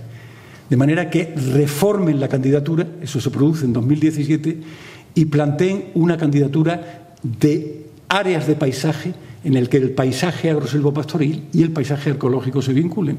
Y en eso hemos estado trabajando con un proyecto de investigación básica de la universidad, colaborando en la candidatura con estos mapas de cuencas visuales, porque los monumentos no estaban en cualquier parte, no respondían al azar, sino a conexiones de tipo visual, y de una candidatura de 9 paisajes arqueológicos. ¿Qué tiene esto que ver con el plan territorial, con la ordenación del territorio? Pues que en estos mapas que son tan feos, pero que donde todos los ciudadanos lo vemos, desde el que tiene una casa, al que tiene un terreno, al que tiene un espacio de valor, va a mirar la zonificación, esos 9 componentes de paisajes arqueológicos no son bienes de interés cultural, son áreas de interés paisajístico, es decir, son suelos rústicos protegidos que van más allá del estricto monumento que sí es bien de interés cultural, ¿no? Y esa es otra tarea importante, en el caso de este plan territorial, el integrar el patrimonio cultural con su entorno paisajístico. Ha salido la infraestructura verde en el plan territorial de Menorca, aunque el plan de 2003 no incluía infraestructura verde. Ha salido la infraestructura verde en la revisión de 2003 y sale la infraestructura verde a partir de 2012, cuando la estrategia de biodiversidad de la Unión Europea para el 2020 incorpora yo no me atrevería a decir concepto, aquí podríamos estar varios profesionales, un arquitecto, podría estar un ecólogo, podría estar un agrónomo, y hemos debatido mucho. Probablemente aquí lo que queremos es ¿para qué nos sirve este instrumento? Y yo creo que sirve. Y sirve y mucho, y sirve sobre todo como herramienta. Yo creo que es una buena herramienta. No sé qué vida tendrá, si dentro de 10 años o 15 años, porque hablábamos hace 15 de sistema de espacios abiertos, pero hablamos de infraestructura verde, que en el caso de esta tierra nuestra, de Guadalajara, es ocre, porque el ocre es muy importante en cuanto a valores y es también azul, pero hemos utilizado el verde por la ideología clorofila y porque asociamos en un mundo europeo occidental a lo verde la naturaleza, pero desde luego es ocre y azul particularmente aquí. Y fijaos, desembocamos en la infraestructura verde desde dos miradas. Yo creo que esto es importante y novedoso en cuanto a infraestructura verde. Yo sé que fundamentalmente aquí buena parte del público sois arquitectos, urbanistas. Yo estoy un poco a mitad de camino porque vengo del mundo de la naturaleza, de la geografía, pero he trabajado con profesionales. Yo lo señalo ahí. Desde los espacios naturales protegidos, que los hemos visto siempre como islas sagradas, hay una constancia de que no basta con el espacio natural protegido para la salvaguarda del capital territorial natural, para la salvaguarda de la biodiversidad, en definitiva. Y aquí defendemos la vida no por capricho, defendemos la vida porque nos defendemos a nosotros, con todo lo que la vida implica para el futuro de la humanidad, ¿no? Ese ha sido una constancia, no nos basta. Y diré, bastante tiene, ya no hay pocos espacios protegidos que vamos a crear más. Pues la infraestructura verde no surge para crear más espacios protegidos, sino para concebir la protección en otros términos, la conservación en otros términos. Y luego yo creo que, me acuerdo que hablábamos con los urbanistas, pues, con Mangada, ¿no?, en los años 80, es que tenemos un territorio lleno de vacíos, ¿no? ¿Qué hacemos con estos vacíos? Los vacíos que están llenos de funciones y de valores han implicado por parte del planeamiento urbanístico y territorial un instrumento de intervención que no fuera estrictamente un espacio natural protegido, que no fuera un parque, que no fuera una reserva, sino instrumentos que atribuyen valores pero que son compatibles con la urbanización, con las infraestructuras o con nuevos usos, ¿no? Y la infraestructura verde, puedo aseguraros, porque ha habido debates muy sesudos y hemos estado en seminarios en Bruselas, ¿cómo la vamos a llamar?, surge de esa necesidad que ya no viene solo de quienes conservan la naturaleza y la biodiversidad, sino de quienes gestionan el territorio. Yo creo que eso es importante tenerlo en cuenta. Estos eran los dos modelos, ¿no? Yo me formé en aquel modelo, islas de protección, que están en el territorio, con un enfrentamiento crónico que lo ha habido entre la gente de conservación y la gente del urbanismo. Es decir, que yo he vivido estos conflictos y este gráfico lo presentamos pues en un curso de la Menéndez Pelayo en Barcelona a fines de los 90, ¿no?, de intentar buscar otras piezas, la matriz territorial. Todavía no se hablaba de infraestructura verde, a estos antecedentes muy nobles que forman parte de la profesión de la arquitectura y de la ecología, ¿no? Aquí está yo me he formado con Design with Nature, ¿no?, que se tradujo al castellano Proyectar con la naturaleza, de Jean Macquart, ¿no?, de 1969, y luego este trabajo del mosaico territorial de Forman, ecólogo del paisaje para la Barcelona metropolitana de comienzos del siglo XX. Este trabajo de Raquel Tardín, bueno, perdonad que soy muy académico, pero son referencias que quiero decirte, que es que llega esto de la infraestructura verde, la infraestructura, que esto tiene un bagaje de debate académico, metodológico importante que no podemos prescindir cuando nos apuntamos a esto de la infraestructura verde. Y esto es algo, mirad, que nos encargó pues hace ahora 20 años Europark España, que es una entidad técnica que agrupa a todas las administraciones autonómicas, incluso algunos ayuntamientos y algunas diputaciones que tienen competencias en espacios protegidos, ¿no? En su plan de acción nos encargó, como éramos geógrafos que estábamos un poco entre la naturaleza y la cultura, ese libro de integración de los espacios naturales protegidos en la ordenación del territorio. Es decir, ya se veía, quizás no por el responsable de un parque, pero sí por una institución como esta, de que no nos bastaba con la conservación tradicional y que queríamos jugar también un papel en la definición de modelos territoriales, integrando los espacios protegidos.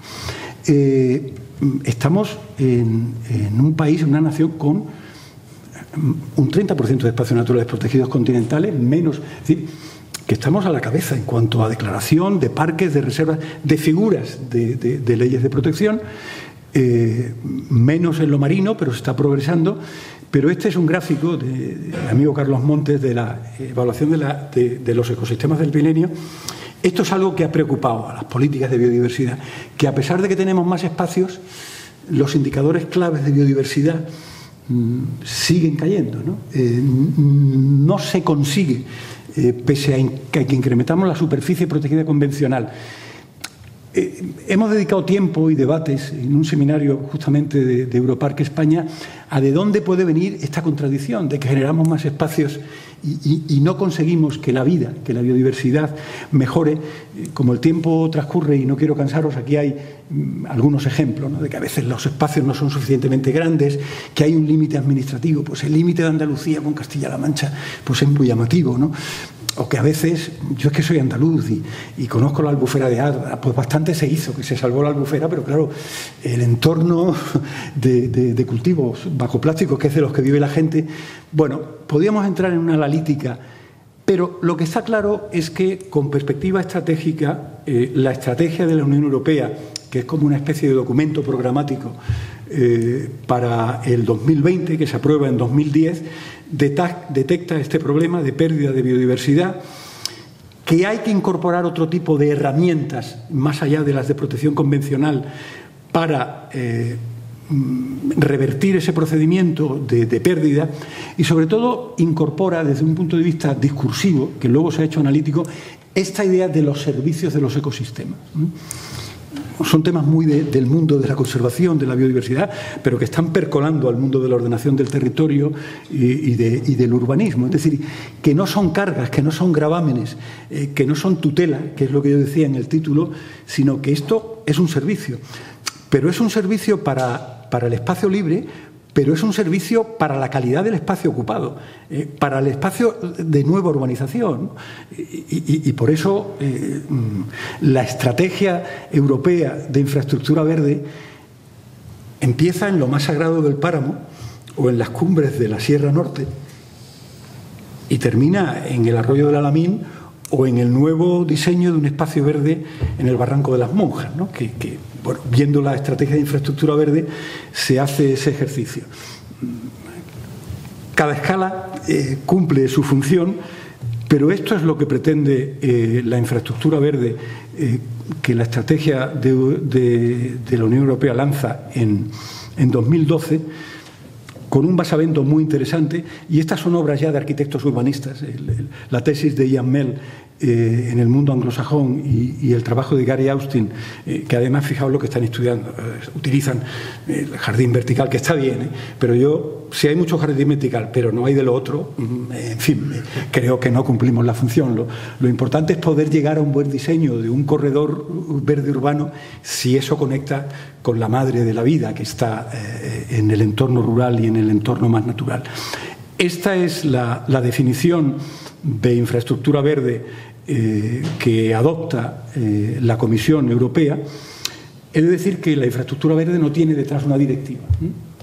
Es una recomendación de la Comisión al Parlamento, está aprobada.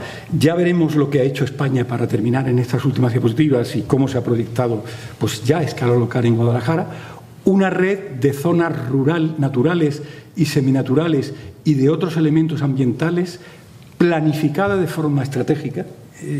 La noción de planificación estratégica nos remite mucho a lo que hacemos nosotros, que presta una extensa gama de servicios ecosistémicos y que debe estar presente en entornos rurales y urbanos. Por tanto, hay un cambio en el discurso, hay un cambio en el concepto y hay un cambio en el compromiso de las administraciones públicas y de los ciudadanos con esa infraestructura. Aquí tenéis un esquema de procesos, es un esquema muy sistémico, geosistémico de procesos, de funciones y de servicios, con un objetivo de mejora de conectividad y con otro de restauración ecológica, que están muy presentes en el documento municipal, porque el Ayuntamiento ya lo ha hecho suyo, de estrategias de infraestructura verde. Estos están sacados de manuales que podéis encontrar, pero que son nociones muy importantes. Es un concepto multifuncional, es decir, cubre muchas funciones y aporta muchos servicios. Está muy ligado a la mitigación y a la adaptación al cambio climático. La infraestructura verde frente a la protección de riesgos naturales. La Comunidad Valenciana fue la primera que aprobó una ley de ordenación del territorio, urbanismo y protección del paisaje, y ahí ya incorpora la infraestructura verde. Estamos hablando del año 2004, ¿no? Y por tanto, no solo es la biodiversidad o la vida por la vida, sino todo lo que implica la protección de la vida, calidad de vida y bienestar, salud, es otro eje muy ligado a la infraestructura verde, biodiversidad, productividad, crecimiento económico. Bueno, dicho así, crecimiento económico sin matices, habría que establecer muchos matices, ¿no? Pero un modelo de ciudad de calidad prudente, un modelo de nuevas implantaciones industriales tiene mucho que ver, y eso son señalas la infraestructura verde como calidad de implantación del entorno. En fin, múltiples funciones, es multiescalar. Aquí hemos empezado por Guadalajara, pero está la Castilla-La Mancha. Anteayer terminó el plazo de exposición pública. Yo estoy deseando hacer el cruce puramente académico, ¿no?, entre las capas de la estructura de Castilla-La Mancha, y va a haber acomodo, porque se impone la realidad, y si los trabajos están bien anclados en la realidad, hay que encontrar encuentros. Y luego está la escala española, en un Estado complejo, plural. Yo estuve en la redacción de las directrices. Hicimos un documento que yo creo que estaba muy bien, claro, lo hicimos nosotros, y luego llegamos a la Administración General del Estado. Ojo que están las comunidades autónomas, pero bueno, sirvió un poco para inspirar. No hay un mapa de la infraestructura verde nacional. Yo creo sinceramente que tendría que haberlo. Si hubiera lealtad constitucional entre territorios autonómicos, ¿por qué no vamos a tener una estrategia de infraestructura verde estatal, hecha de abajo arriba y de arriba a abajo, ¿no? Pero bueno, esto queda para otro seminario. Y luego es integradora, ¿no? Y desde luego supone, se nos llena la boca, es un reto de política pública y de gobernanza, ¿no? Porque es compleja. Ahí tenéis una especie de cuadro sinóptico de espacios múltiples, núcleos, corredores, stepping stone, zonas de amortiguamiento. Me alargo y el público ya tiene otras obligaciones que yo voy a ir terminando. Sí quiero destacar un esfuerzo que se ha hecho, porque la mirada económica, la evaluación económica de los servicios de los ecosistemas es un asunto que ha abierto una línea de investigación muy importante en la economía, la economía del placer, la economía del placer en el sentido, la economía hedónica, evaluar económicamente los servicios de los ecosistemas, no solo como carga. Sobre esto hay una línea abierta con bastantes artículos que trabajamos en la academia, y que la evaluación de los ecosistemas del milenio trabajó. Defendemos la matriz agrícola, bueno, pues hay un servicio de abastecimiento de alimentos, de agua dulce. Defendemos los procesos de regulación, porque aquí están los servicios de abastecimiento, agua y alimentación, los más claros, servicios de regulación, servicios culturales, de acceso al paisaje, de disfrute. Hay toda una línea de trabajo que se planteaba muy poco cuando hablábamos de espacios naturales protegidos convencionales, ¿no?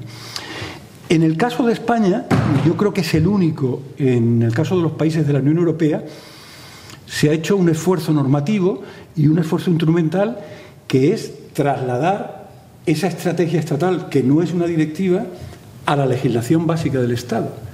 La Ley de Patrimonio Natural y Biodiversidad, que es la ley básica de conservación de la naturaleza, se modifica en 2015 para incorporar la infraestructura verde. A partir de esa ley se elabora la estrategia estatal, y además se les da a las comunidades autónomas un plazo de 3 años, y por eso están llegando las últimas. Unas las hacen más deprisa, otras mejor, otras llevaban tiempo, pero es verdad que ha habido toda una movilización de estudios, de trabajos, y como digo, pues Castilla-La Mancha lo tiene en información pública. Estas son las bases científico-técnicas en las que algunos de nosotros participamos.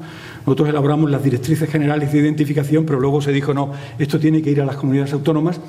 Aquí están las metas, que son unas metas planteadas a escala nacional, muy generales, que se desglosan más por lo que he visto en la estrategia de infraestructura verde. Os lo digo porque con motivo de esta charla le dedica horas a ver la estrategia regional, y que están muy bien recogidas en la estrategia apoyada en la realidad local de Guadalajara. Identificar y delimitar. Primero hay que decir qué es esto, de reducir efectos de fragmentación. Esto es particularmente importante en un espacio, en un proceso avanzado de fragmentación ecológica, se entiende, ¿no? De restaurar hábitat, de mantener y mejorar la provisión de servicios, de mejorar esta palabra que se nos ha incorporado al acervo, de resiliencia, de adaptación, porque la infraestructura verde juega y particularmente en un caso como Guadalajara es evidente, de mitigación y de adaptación al cambio climático, de avenidas, de inundaciones en particular, de garantizar la coherencia territorial, lo local, lo regional no en un sentido político autonómico, sino que esto forma parte, es que estamos en el corredor de Henares y es que está Madrid ahí al lado, y es que aquí se hace particularmente patente, ¿no? Garantizar la coherencia territorial y luego incorporar, esto es muy importante, de forma efectiva la infraestructura verde a las políticas sectoriales y particularmente al urbanismo y a la ordenación del territorio. La estrategia regional, hemos tenido alguna relación con la directora general, lo dice, pero esto hay que instrumentarlo más, ¿no? Porque yo creo que nos jugamos la infraestructura verde en la escala del urbanismo y la ordenación del territorio. Yo lo veo cada vez más claro, ¿no? Estos son intentos, a partir de un seminario que hicimos hace años en Europark. Casi todos los intentos que aquí tenemos nacen de la Administración de Biodiversidad. Pero ha habido un proceso muy interesante de incorporación, más o menos directa, a la Administración de Urbanismo y Ordenación del Territorio. Aquí está la guía verde de mi amigo Pedro Calaza. Es una guía apoyada y muy difundida por la Asociación Española de Municipios y Provincias, una guía sumamente útil, muy divulgativa. Aquí he hecho un salto en la imagen. Hemos colaborado con el Gobierno andaluz porque está revisando su plan de ordenación del territorio y se ha incluido, a partir de los análisis que se habían hecho desde biodiversidad, a incorporar una propuesta de infraestructura verde que, ¿cómo va a tener carta de naturaleza? Cuando se apruebe el plan de ordenación del territorio revisado, ¿no?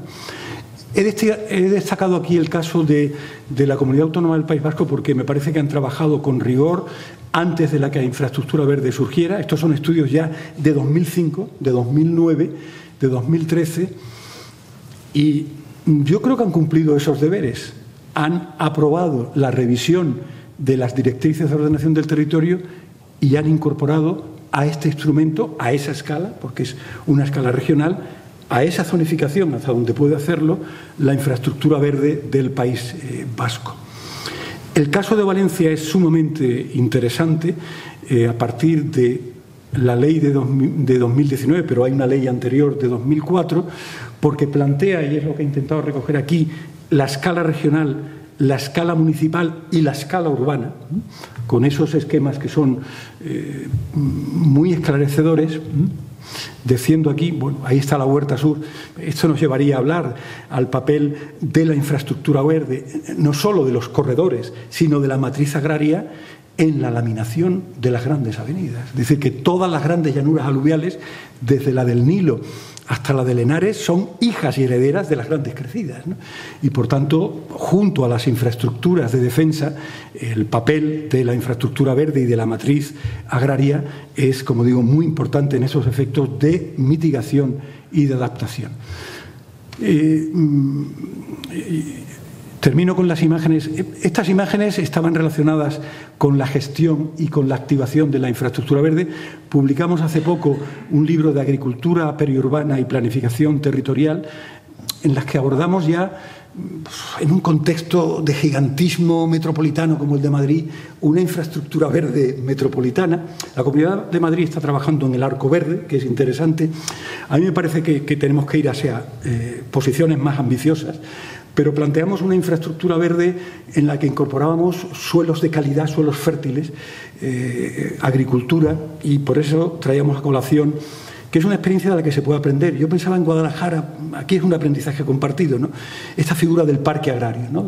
Bueno, salvaguardamos una matriz agrícola de calidad, pero activamos con un plan de gestión y desarrollo agrario, un parque agrario, como una iniciativa municipal, porque no es otra, ¿no?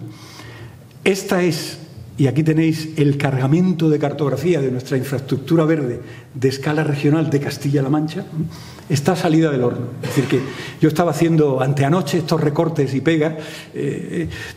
Bueno, es por la escala, maneja una metodología sofisticada y un volumen de infraestructura de datos espaciales muy notable, ¿no? Pues define las áreas núcleo, los corredores paisajísticos, otras áreas de interés funcional, las áreas buffer de los corredores. La verdad que Yo intentaba, en la medida de lo posible, pero claro, no tenía el shape, ¿no?, de ir poniendo Guadalajara ahí, ¿no? Porque ahora veréis, con que me quedan 3 diapositivas, entran los temas de conectividad ecológica y entran los temas, y esta cartografía es más compleja, yo creo que no se ha hecho para la infraestructura verde municipal, que es la provisión de los servicios ecosistémicos. Es decir, se puede llegar a escala de cuadrícula, esto lo explica la metodología, en qué medida aporta a la regulación del clima, a la calidad del aire, a la regulación del agua, al paisaje. Con estos mapas que a veces son tautológicos, pues como vamos viendo, en las zonas de montaña, en las zonas rurales más profundas, hay más servicios que ofrecen infraestructura verde y en otras no. Pero esta ciudad y este municipio nuestro de Guadalajara está ahí en el contacto, donde pareciera que hay pocos servicios, pero también hay bastantes servicios de tipo cultural, de tipo agrario. Ya digo, será interesante cruzar, porque están trabajadas a 2 escalas, la propuesta regional con la propuesta. Y esta es la portada, lo hago con cierto pudor porque tendrían que estar aquí sus autores y aquí está el responsable técnico municipal y bueno, me consta que hay responsables también políticos de esta infraestructura verde. Esta es la bella portada, ¿no?, que tiene el documento de síntesis. Yo destaco 4 aspectos y con ello acabo. Me parece que están muy bien recogidas, puesto que yo he empezado hablando de paisaje y he terminado de infraestructura verde, las escalas del paisaje conectadas por la infraestructura verde a la escala del territorio, a la escala del término municipal y a la escala de ciudad. Yo creo que ese es un reto que, aunque estemos hablando de un municipio y de una ciudad, no podemos desconocer cuando hablamos de infraestructura verde. Hay unas funciones muy claras. Yo he puesto estas imágenes de la escala del territorio, es la que tenéis ahí, está el río, las campiñas, es la comarca, no se llega a ver toda la comunidad autónoma. Ya entramos en la escala del municipio, donde están las zonas núcleo, los corredores, las áreas de matriz agrarias de calidad. Ya digo que mi intención no es desglosar aquí. Y luego está la penetración en la ciudad, es decir, que estaríamos trabajando, casi como geógrafo que soy, a 1,100, a 1,25 y podemos estar en el 1.000, en el 1,100 y descender a la escala de proyecto urbano, pero con esa idea de retroalimentación. Es decir, y podríamos pensar, uy, hay una estrategia regional, estamos en el municipio. No, yo creo que esa escala de municipio puede iluminar a un proceso que se alimenta, ¿no? Porque esa estrategia de aquí del territorio yo creo que está muy anclada en el territorio, en el conocimiento. Están en la estrategia las funciones y los servicios de la infraestructura verde y del paisaje. Quizás a la estrategia le faltan más servicios de tipo cultural, pero yo creo que el paisaje los va a alimentar y los va a completar. Están los objetivos, y yo lo había preparado, y de verdad que estoy acabando. Bueno, todo esto da lugar a un documento de 200 páginas. Son los objetivos que tienen bastante que ver con la estrategia nacional, pero que están unidos a muchas acciones, quizás a demasiadas, pero luego hay que tener una baraja muy importante e ir estableciendo prioridades. Y de verdad que acabo. Está la integración en el planeamiento urbanístico y territorial, es decir, que uno toma ese instrumento de infraestructura verde y hay toda una línea que está relacionada con la gobernanza territorial y urbanística y con medidas que tienen que ver con retos que tiene el municipio en el rústico y en el urbano. Yo señalaba antes los de Menorca y los he comentado porque allí los hemos decidido, pero son los mismos que están contemplados en el documento. Y finalmente está la cooperación con otras políticas.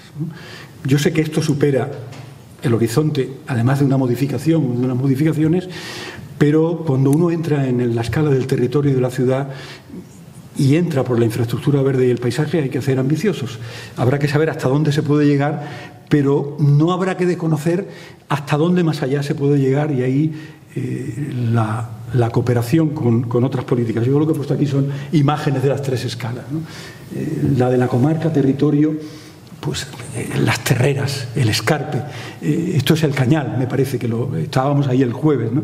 Realmente, y esta escala propia de la ciudad, de un corredor ya institucionalizado, y terminaba en esa cooperación con otras políticas que con otras políticas, con esos paisajes que alimentan.